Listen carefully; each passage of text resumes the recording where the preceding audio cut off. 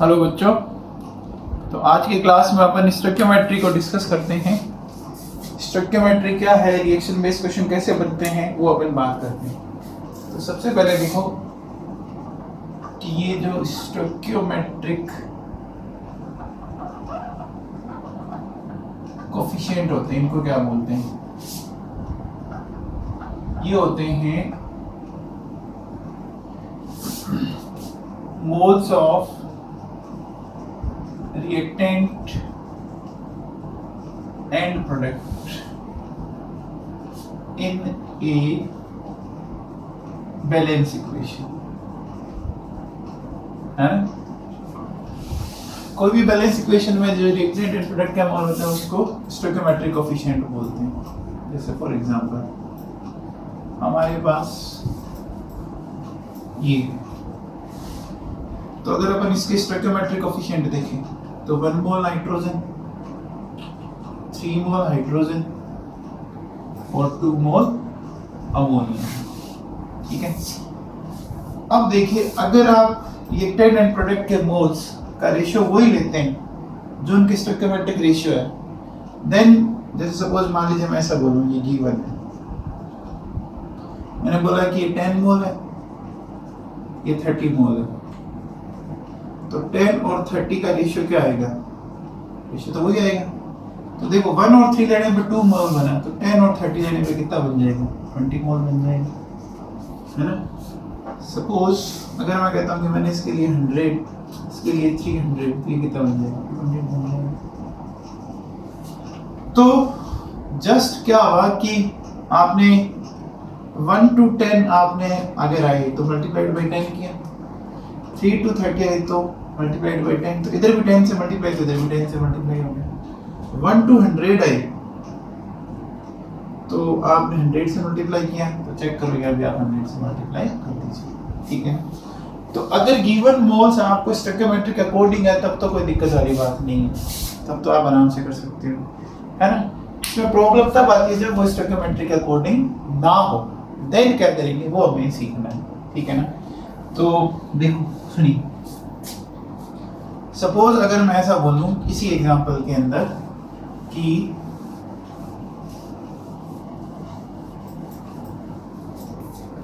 क्या stoichiometric coefficient क्या है? 1 and 3 है और 2। मान लो गिवन मोल मैं आपसे ऐसे बोल देता हूं कि मैंने बोल दिया इसके 3 मोल है और इसके आपके 12 मोल्स। ठीक है सर। तो 3 और 12 का रेशियो 1:3 नहीं आएगा, 3 और 12 का रेशियो क्या आएगा आपका? 1:4 आएगा, है ना। तो अब इस कंडीशन में आप चेक करो कि क्या होगा भाई। 3 और 12 का रेशियो जो है वो है 1:4। 1:4 होने का मतलब इस जैसा नहीं है, तो उसके अकॉर्डिंग तो बात होगी। तो अब देखो क्या करेंगे अपन। अब इस कंडीशन में क्या होगा कि जैसे आपको पता है कि 1 मोल नाइट्रोजन के लिए इसके कितने मोल चाहिए? 3। देखिए 1 के लिए 3 चाहिए, तो 3 के लिए कितना चाहिएगा? 1 के लिए 3 चाहिए, तो 3 के लिए 9 चाहिएगा। इसका मतलब ये कुछ बच गया, है ना। मैं ऐसा कह सकता हूँ कि 1 मोल नाइट्रोजन क्या करता है? 3 मोल हाइड्रोजन से रिएक्ट करता है, तो 3 मोल नाइट्रोजन क्या करेगा? 9 मोल हाइड्रोजन से रिएक्ट करेगा या नहीं करेगा? करेगा साहब। तो देखो ये 3 तो पूरा पूरा गया, 12 में से कितना गया? 3 into 3, है ना, 9 गया। तो ये खत्म हो गया, ये पीछे बचा 9, सॉरी ये पीछे बचा आपका 3। तो देखिए इस रिएक्शन में नाइट्रोजन खत्म हो गया, जो खत्म हो गया उसको अपन बोलते हैं लिमिटिंग रिएजेंट, और जो बच गया उसको बोलते हैं अपन एक्सेसिव रिएजेंट।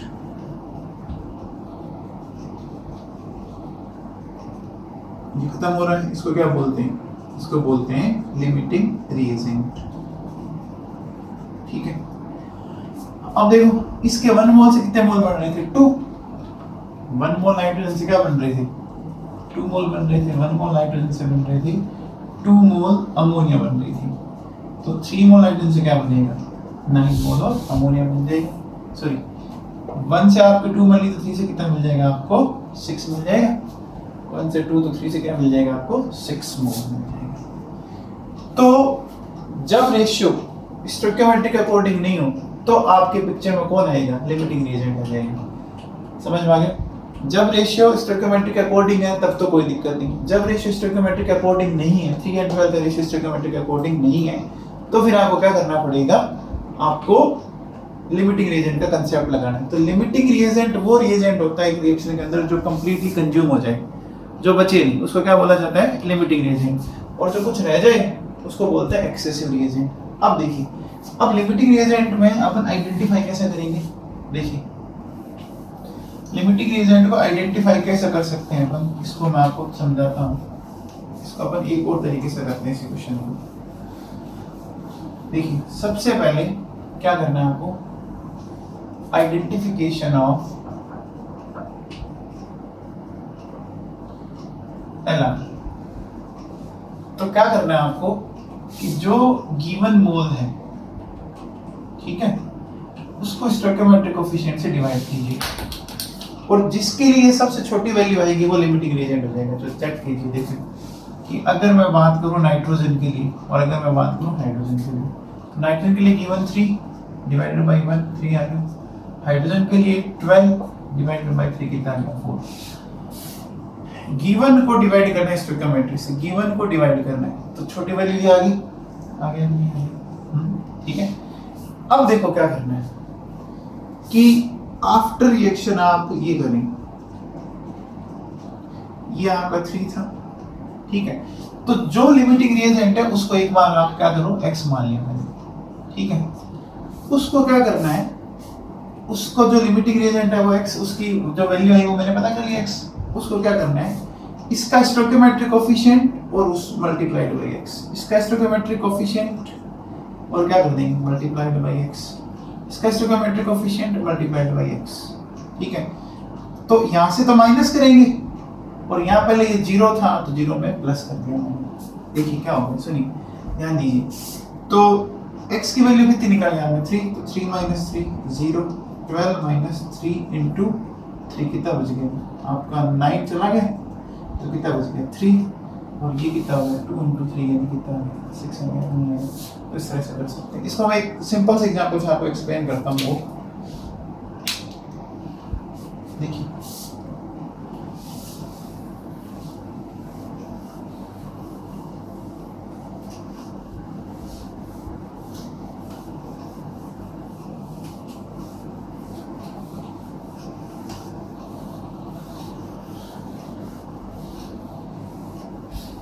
सपोज मान लीजिए कि हमारे पास इस तरह से N1A, N2B, M1C, M2D, तो इनके स्टोइकियोमेट्रिक कोएफिशिएंट क्या है, N1, N2, M1, M2, इस तरह से, ठीक है। मान लो इनकी गिवन मोल्स अपन कह देते हैं कि इसका A है और इसका B है, ठीक है, ये तो 0 0 है। तो आफ्टर रिएक्शन क्या होगा, देखो A माइनस N1X है ना, B माइनस N2X, ये हो जाएगा M1X, ये हो जाएगा M2X। तो A और B तो आपको इनिशियल मोल गिवन, ठीक है। अब N1 N2 इनकी स्टोइकियोमेट्रिक कोएफिशिएंट है, देखो A एंड B तो क्या है, इनिशियल मोल्स हो गए, ठीक है। फिर आपके N1 N2 M1 and M2 ये क्या हो गए, ये हो गए स्टोइकियोमेट्रिक कोएफिशिएंट। और X क्या है, ये आपका निकलेगा फ्रॉम लिमिटिंग रिएजेंट से। लिमिटिंग रिएजेंट का क्या करोगे, जो मोल गिवन है डिवाइडेड बाय उसका स्टोइकियोमेट्रिक कोएफिशिएंट, ये आपको फंडा यूज करना है, ठीक है ना। तो कैसे करें इसको, एक एग्जांपल से समझने की कोशिश करते हैं। सपोज मेरे पास ये एग्जांपल है N2 + 3H2 2NH3, इनकी स्टोइकियोमेट्रिक क्या है 1 3 2। मान लीजिए गिवन मोल की बात करें, तो गिवन मोल अपन ऐसा समझ लेते हैं कि इसकी गिवन मान लीजिए मैंने मान लिया कि इसकी गिवन मोल है 10, ठीक है। इसके मैंने ऐसे मान लिया कि इसके मोल है मेरे पास 60, ये 0। तो अब अपने को देखना है तो सबसे पहले तो आपको देखना पड़ेगा कि कौन लिमिटिंग रिएजेंट है। तो लिमिटिंग रिएजेंट आइडेंटिफाई करना बड़ा आसान है। लिमिटिंग रिएजेंट आइडेंटिफाई करने के लिए गिवन मोल को स्टोइकियोमेट्रिक कोएफिशिएंट से डिवाइड कर दो। इसका गिवन कितना है 10 और इसका स्टोइकियोमेट्रिक 1, तो 10 डिवाइड बाय 1 10 आ गया, और इसका 60 डिवाइड बाय 3 तो कितना आ गया, आप 60 को 3 से डिवाइड करोगे तो 20 आ गया। तो x वो होगा जो छोटी वैल्यू रखेगा, x वो होगा जो छोटी वैल्यू रखेगा। तो हमारा x क्या आएगा बताओ, हमने 10 डिवाइडेड बाय 1 किया और हमने 60 डिवाइडेड बाय 3 किया, ठीक है ना। तो ये तो आएगा 20 और ये आएगा 10, तो ये तो नहीं हो सकता। तो x क्या होगा 10 होगा, x क्या होगा 10 होगा। तो अब देखो क्या करना है, आफ्टर इक्वेशन 10 माइनस आपकी, एक बार चलो x लिख दो, तो 1 इंटू एक्स, फिर 60 माइनस 3x और ये क्या लिखा है 2x। तो x की वैल्यू कितनी थी 10, 60 माइनस बोलो क्या हो जाएगा 3 इंटू 10 एंड 2 इंटू 10, तो मेरे पास बचा 0, ये बच गया 30। इस तरह से अपन फाइंड आउट कर सकते हैं। तो हमें ध्यान क्या रखना है इसके अंदर, हमें सिंपल सा ये ध्यान रखना है कि x की वैल्यू निकालनी है। x की वैल्यू आप कैसे निकालेंगे, x की वैल्यू निकालने के लिए आपको बहुत सिंपल सी बात ध्यान रखनी है कि आप उसमें क्या करेंगे, उसमें आपको जो लिमिटिंग रिएजेंट उससे आप कैलकुलेट कर सकते हैं। आगे देखिए,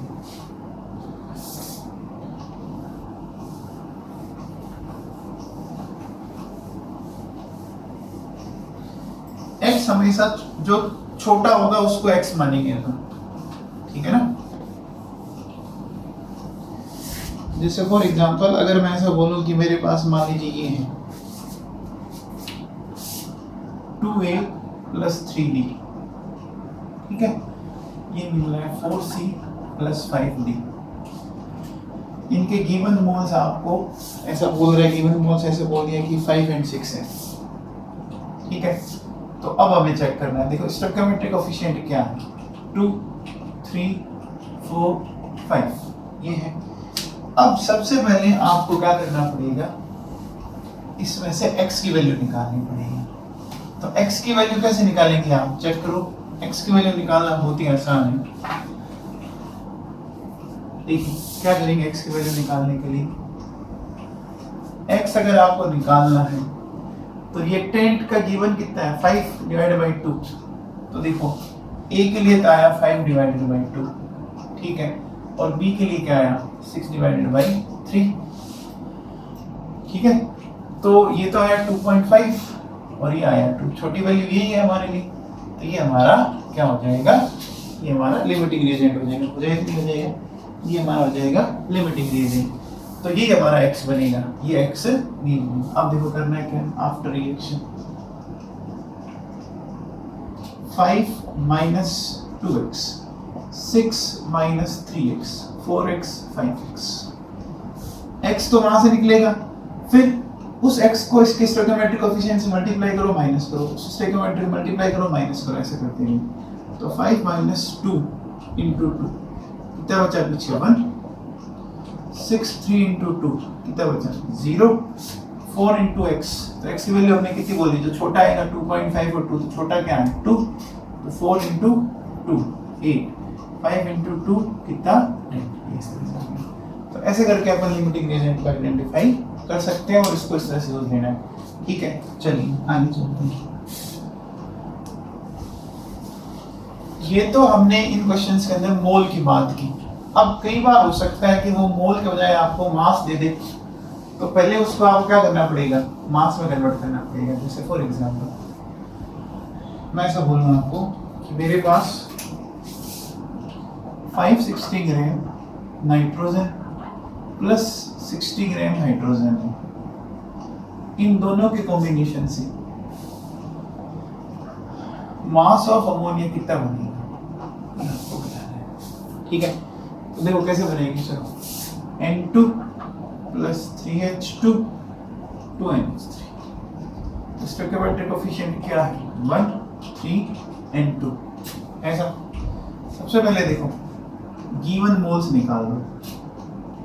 तो मोल्स कैसे निकालोगे? नाइट्रोजन का आपको दिया 560 डिवाइड बाई 28, तो ये आ गया 20 मोल। ये दिया मैं 60 डिवाइडेड बाई 2, कितने हो गए? 30 मोल हो गए। इसका तरह से एक तरह से हमारे पास मोल को निकालने के लिए हम क्या करते हैं, गिवन मास को मॉलिक्यूलर मास से डिवाइड किया तो 20 30 ये आ गया हमारे पास। अब देखो, यानी मैं ऐसा बोल सकता हूँ कि अब मुझे x निकालना है।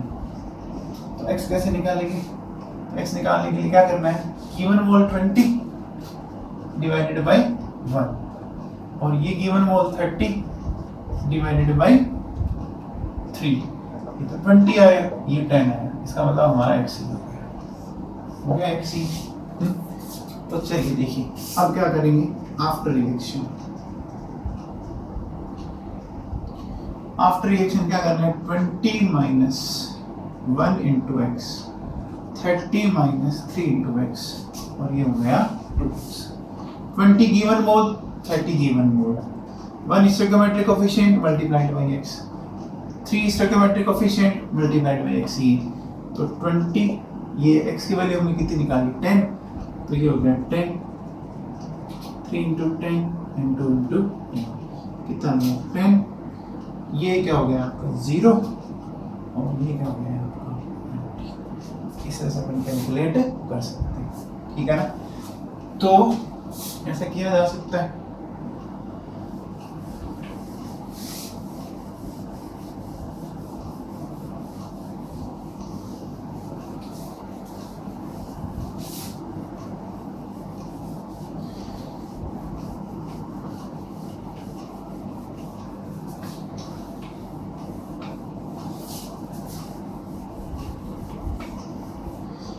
जैसे देखिए नीट में एक बार क्वेश्चन आया था कि 10 gram hydrogen and 64 gram oxygen, इन दोनों को मिक्सअप करने पर मास ऑफ वाटर कितना बनेगा, ये आपको बताना है, ठीक है ना।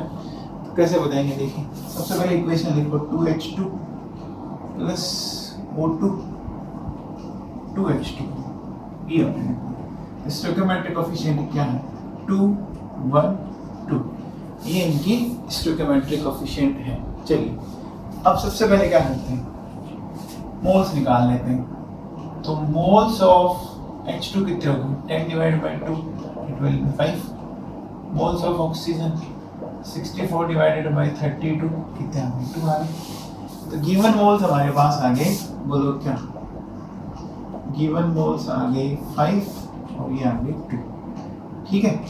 अब देखिए आफ्टर रिएक्शन क्या होगा, 5 माइनस इसकी stoichiometric coefficient 2x, 2 minus 1 into x और ये 2x। अब हमें x कैलकुलेट करना है, तो x क्या आएगा, रिएक्टेंट से आएगा, तो रिएक्टेंट के ये 5 है ये 2 है, तो क्या हो गया 5/2 यानी कितना है 2.5, और ये 2 है और ये 1 है। देखो x कौन सा होगा सर, चेक करो। तो देखिए हाइड्रोजन के लिए तो आया 5/2 2.5, ऑक्सीजन के लिए कितना आया 2/1, तो 2 आया, तो छोटी वैल्यू चल रही है, यानी ये होगा, ये तो नहीं हो सकता। तो x की वैल्यू कितनी आ गई 2 आ गई, तो 5 माइनस 2 इंटू 2 ये 2 इंटू 2, तो चेक कर लीजिए, ये बचा 1, ये बचा 0 और ये हो गए 4 मोल। तो कितने मोल वाटर बन गए आपके, बन गए मोल्स ऑफ वाटर बन गए कितने 4 बन गए।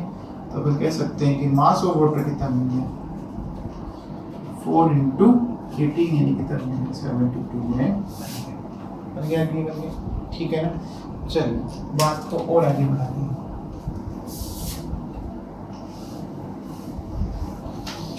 तो x हमेशा क्या करना है, रिएक्टेंट से निकालना है, x हमेशा रिएक्टेंट से निकालेंगे।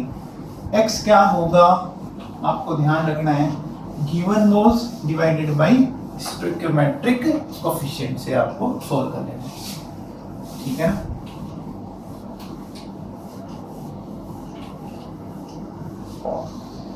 जैसे अगर मैं ऐसा बोलूं कि मेरे पास 24.5 22.4 litre H2 plus 67.2 litre Cl2 है। ठीक है, तो आपको ये बताना है कि moles of HCl which will form,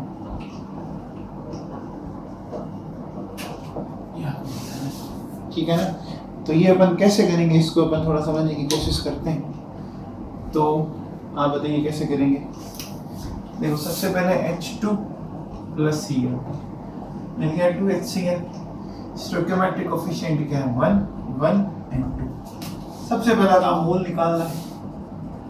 mole of H2 आपको एसटीपी का वॉल्यूम दिया हुआ है, ये वॉल्यूम सारा कब है एट एसटीपी पर है।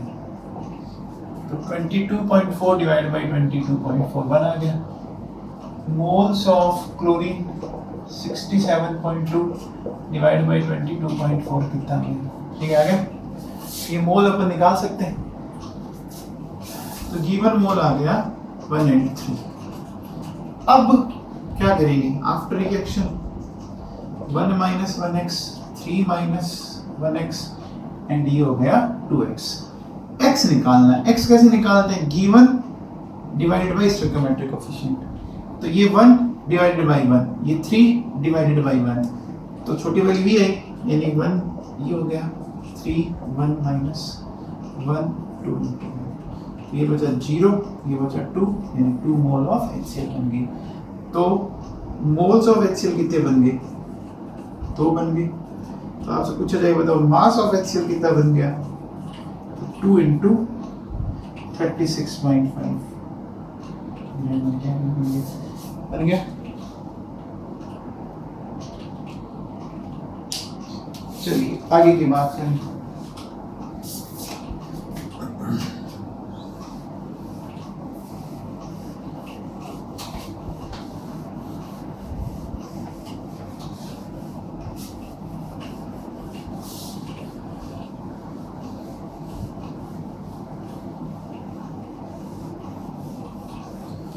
आपसे अगर ऐसा बोला जाए कि आपके पास है 100 ml नाइट्रोजन 100 ml, मैंने बोला कि 100 ml nitrogen and 100 ml hydrogen,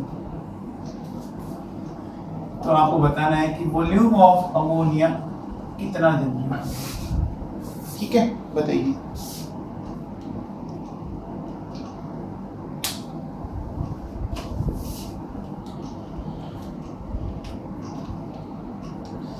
देखिए जो मोल्स का रेशियो होता है वही वॉल्यूम का रेशियो होता है, ये ध्यान रखिए आप। ठीक है, ये N2 plus 3H2 2NH3 stoichiometric coefficient 132 है। देखो गिवन क्या है 100 100 0। आफ्टर रिएक्शन देखो क्या होगा 100 माइनस 1x 100 माइनस 3x और ये हो जाएगा 2x। x हम क्या करते हैं, कैसे निकालते हैं, given divided by stoichiometric coefficient और ये मिनिमम वाला लेना है। ये कौन सा लेना है, मिनिमम वाला। तो गिवन 100 डिवाइडेड बाय 1 तो कितना आ गया, इसका तो 100 है, इसका 100 डिवाइडेड बाय 3 तो कितना आया बताओ। 100 डिवाइडेड बाय 3 तो 33.3, तो वैल्यू छोटी ही हुई। तो x कौन सा होगा 100 डिवाइडेड बाय 1 और 100 डिवाइडेड बाय 3, कंफर्म नहीं होगा, बिल्कुल नहीं हो सकता। तो 100 माइनस क्या हो जाएगा 100 बाय 3 100 माइनस ये 100 बाय 3 और 2 इंटू 100 बाय 3। इसको आप सोल्व कर लीजिए। तो वॉल्यूम ऑफ NH3 कितना बताइए 200 अपॉन 3 यानी कितना बनेगा 66.66 बन गया साहब।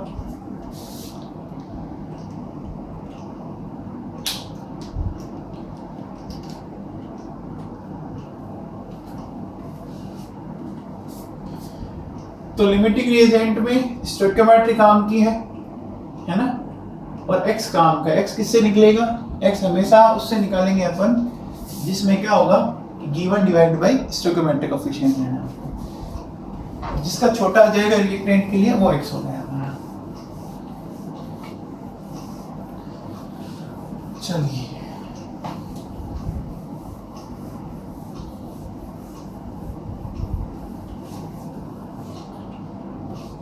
तो नेक्स्ट जैसे मान लीजिए मेरे पास है 2p plus 3q r plus 4s, ठीक है।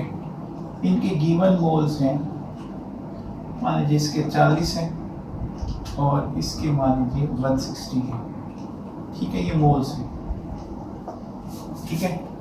तो आफ्टर रिएक्शन देखो क्या होगा, 40 minus 2x, 2 stoichiometric coefficient x अब निकालेंगे, 160 माइनस 3x, फिर ये x और ये हो जाएगा 4x। अब हमारा काम x निकालना है। x कैसे निकालेंगे, गिवन को डिवाइड करना है स्टोइकियोमेट्रिक कोएफिशिएंट से। तो गिवन 40 डिवाइडेड बाय 2 20 आया और 160 डिवाइडेड बाय 3 कंफर्म है, ये वैल्यू छोटी होगी। भाई देखो x कौन सा कंसीडर होगा, 40 डिवाइडेड बाय 2 20, q के लिए आप देखेंगे तो क्या होगा 160 डिवाइडेड बाय 3, ये तो वैल्यू बड़ी आएगी, इससे तो कंफर्म है ये तो, है ना। तो देखिए 40 माइनस यानी हमारा x ये होगा, ये तो नहीं हो सकता। तो 40 minus 2 into 20, 160 minus 3 into 20, 20 and 4 into 20। Solve करने को ऐसा हमारा आ जाएगा। तो लिमिटिंग रिएजेंट क्लियर है आप लोगों के, है ना। चलिए आगे देखिए।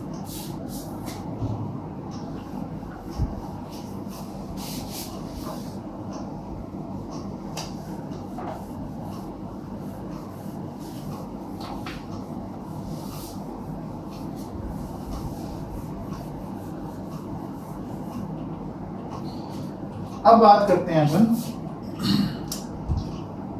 POAC concept. POAC कॉन्सेप्ट होता है principle of atom conservation. Principle of atom conservation, इसका मीनिंग ये हुआ कि पर्टिकुलर एलिमेंट के जितने एटम रिएक्टेंट साइड है उतने ही एटम प्रोडक्ट साइड जाएंगे। जैसे फॉर एग्जांपल ये KClO3 है, ये इस तरह से जा रहा है, जाता है। तो अगर मैं कहता हूं कि मैं POAC लगाता हूं फॉर पोटेशियम, इसमें क्या बोलेंगे, moles of potassium on reactant side equal होंगे moles of potassium on product side. अब पोटेशियम रिएक्टेंट साइड किस में, इस कंपाउंड में, और प्रोडक्ट साइड किस में, इसमें। अच्छा KClO3 के मोल जो भी हैं हर मोल में 1 है, तो मैं ऐसा बोल सकता हूँ 1 पोटेशियम इनटू जो भी मोल होंगे, मोल ऑफ KClO3 ऐसा करेंगे, ठीक है। इधर क्या करेंगे 1 इंटू मोल ऑफ KCl ऐसा कर देंगे। भाई जितने मोल है उनको मल्टीप्लाई करेंगे। जैसे मैं बोलूँ एक क्लास में 10 बच्चे हैं, तो ऐसे 10 क्लास में कितने बच्चे होंगे, मल्टीप्लाई करना पड़ेगा ना। तो ये हमें देखना है। अब यहाँ से आप क्या कह सकते हो, देखो अगर मान लो मैं लगाता हूँ POAC फॉर ऑक्सीजन, तो क्या होगा, देखो यहाँ अपन क्या करेंगे, कितने हैं ऑक्सीजन के 3 atom, 3 into mole of KClO3, इधर बोलो कितने हैं 2 इंटू मोल ऑफ ऑक्सीजन। ये सोल्व कर सकते हैं, ठीक है। चलिए अब इसका अपन कुछ समझते हैं कि इसका क्या रोल हो सकता है। जैसे अगर मैं आपसे क्वेश्चन पूछूं कि calculate volume of oxygen which will produce at STP by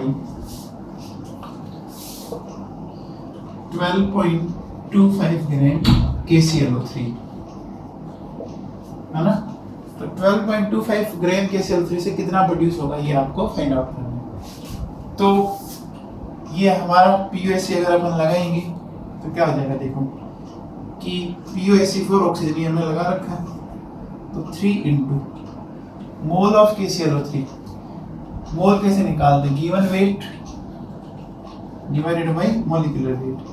इसका मॉलिक्यूलर वेट आएगा KClO3 का 122.5, इधर आ जाओ, 2 इंटू मोल ऑफ O2। तो यहाँ से देखिए क्या हो जाएगा आपका, ये चला गया 10 टाइम, तो मोल ऑफ O2 क्या आ गई, मोल ऑफ O2 आ गई 1.5 डिवाइडेड बाई 2 यानी कितने आ गए 0.75 मोल। तो वॉल्यूम ऑफ O2 0.75 इंटू 22.5, ऐसा किया जा सकता है। नेक्स्ट देखिए,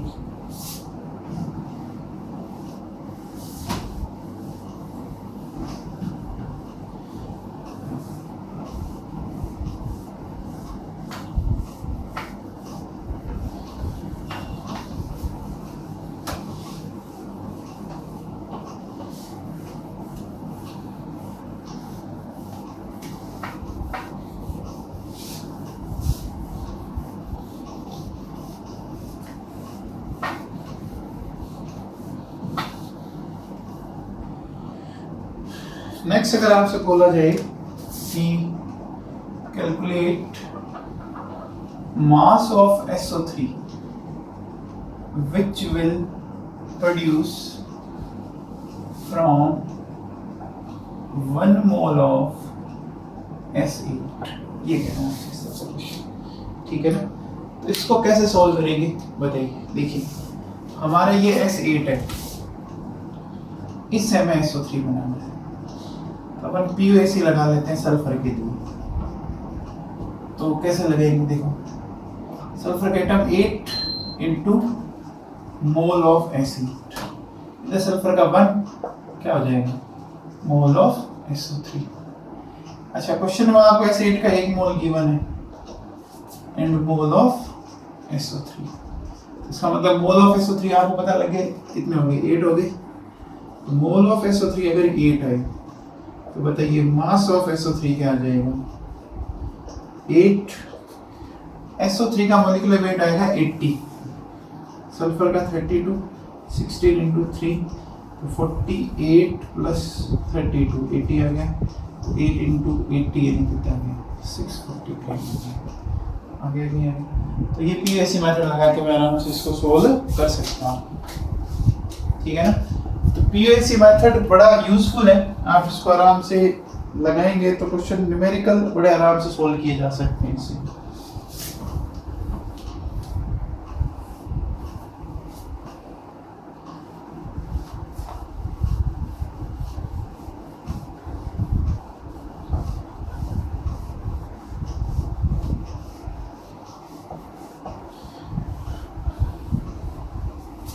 ना जैसे अगर आपसे ये बोला जाए कि 1 mole mixture of FeO and Fe3O4 is treated with excess of oxygen, then calculate moles of Fe2O3 which will produce by taking equal moles of FeO and Fe3O4। ये आपको दिया हुआ है, तो अब बताइए क्या करेंगे इसमें। तो आपको 1 मोल मिक्सचर गिवन है FeO और Fe3O4 का, ठीक है। इसको एक्सेस ऑफ ऑक्सीजन से ट्रीट करना है, इसको एक्सेस ऑफ ऑक्सीजन से आपको क्या करना है, इसको ट्रीट करना है। तो ट्रीट करके आपको पता करना है कि कितने मोल Fe2O3 बन जाएंगे, ठीक है ना। तो ये कैसे पता करेंगे अपन, सुनिए हम क्या करते हैं, FeO प्लस Fe3O4 ट्रीट किया, क्या मिल गया Fe2O3। हम PuAC लगा लेते हैं फॉर Fe।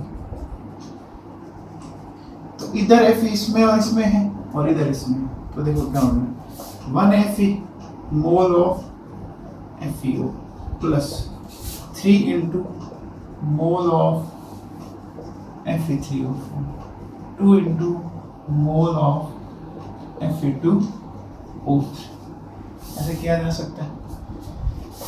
तो अब ये कहते हैं बाई टेकिंग इक्वल मोल्स, तो 1 मोल में अगर इक्वल लेना है तो इक्वल का मतलब 0.5 इसके ले लो और 0.5 भी इसके ले लो, 2 इंटू मोल ऑफ Fe2O3 आपके पास निकल के आ जाएंगे। तो ये देखिए ये हो गया 0.5, ये हो गया 1.5, तो मोल ऑफ Fe2O3 कितने जाएंगे आपके पास, मोल ऑफ कितना आ गया, इस तरह से सोल्व कर सकते हैं, ठीक है ना।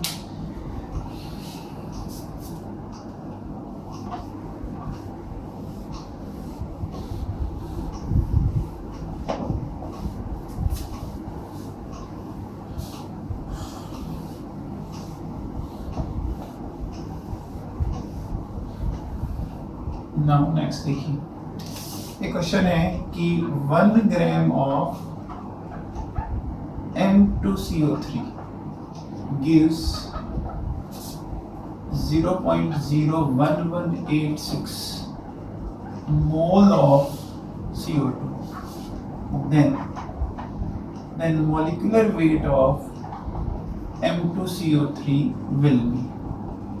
ये क्वेश्चन रिसेंटली जेईई मेंस में आया हुआ क्वेश्चन है, इसको कैसे सोल्व करेंगे चेक करते हैं। देखिए हमारे पास M2CO3 है, इसे क्या बनाना है CO2, तो हम POAC लगा देते हैं कार्बन का, POAC4 कार्बन, ठीक है। तो इधर कार्बन 1 है, ठीक है, फिर हो जाएगा मोल ऑफ M2CO3, फिर 1 इंटू मोल ऑफ CO2। अब देखिए 1 मोल ऑफ M2CO3 कैसे निकालोगे, मास कितना गिवन है 1 और इसका मोलिकुलर वेट हमें निकालना है, molecular weight of M2CO3 equal कर दीजिए 1 इंटू मोल ऑफ CO2। तो CO2 के तो मोल आपको गिवन है 0.01186, तो बताइए मोलिकुलर वेट क्या आ जाएगा M2CO3 का, 1/0.0186, ठीक है। तो इस तरह से अपन इसको निकाल सकते हैं।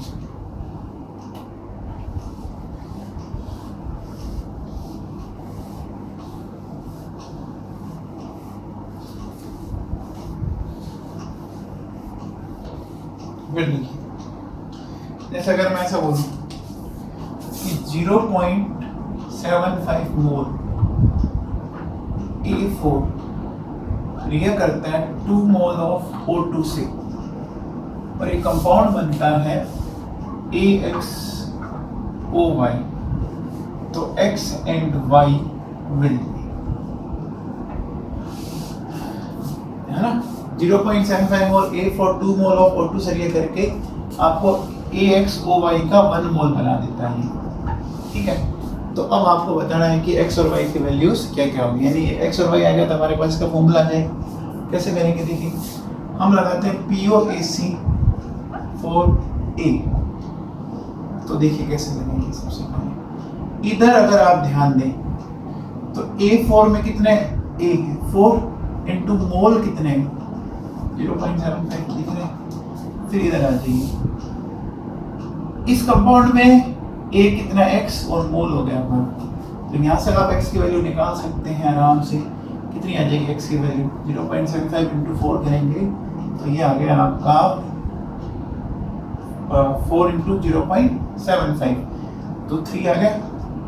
अब देखिए POAC अपन लगाते हैं फॉर ऑक्सीजन, तो ऑक्सीजन O2 में 2 ऑक्सीजन एटम है, मोल कितने हैं 2, इधर आ जाओ y इंटू 1, तो y की वैल्यू कितनी आ गई 4, x3 आ गया y4 आ गया, यानी हमारे पास फॉर्मूला क्या बन जाएगा A3O4। तो ये हम इस तरह से इसको सोल्व कर सकते हैं। तो आज के लेक्चर में मैंने आपको क्या क्या पढ़ाया, मैंने आपको एक तो पढ़ाया लिमिटिंग रिएजेंट, एक मैंने POAC के आपको कुछ क्वेश्चंस बताए।